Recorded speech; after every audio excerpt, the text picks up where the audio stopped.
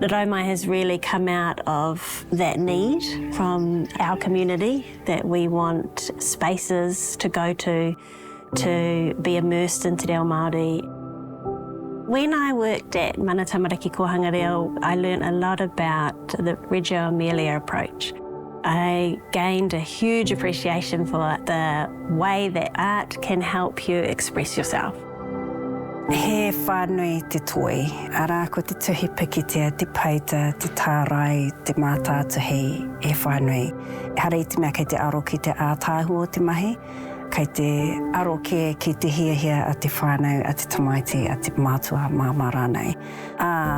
Kei roto I ngā mātāpono e mea nā kaorihi tika kaorihi he. Nō reira, ko te mea nui, ko te mahi. My daughter and I have been coming to RaRau for 2.5 years.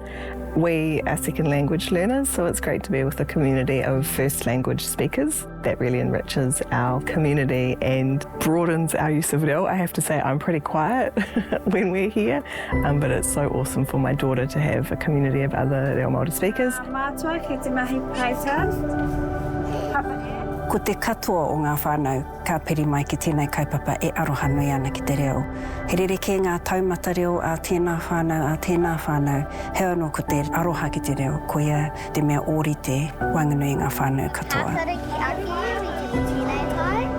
When you're vulnerable in a full immersion space and learning a new language, it creates a safety net that you're using your hands. You can express yourself through the art if you can't yet do it in the language. E ki ana te kōrero tupu te toi ora te toi whanake te toi no Hawaii ki te toi. Nō reira, mōku nei, ko te reo, ko te mahi toi e haere tahi ana. Ko te tūmanako ia kātū tēnei hei tauira mo etahi atu. Ana kia āhei ki te whakatū I tēnei ki ngā rohe katoa o Aotearoa mehemea ko ia te hiahia.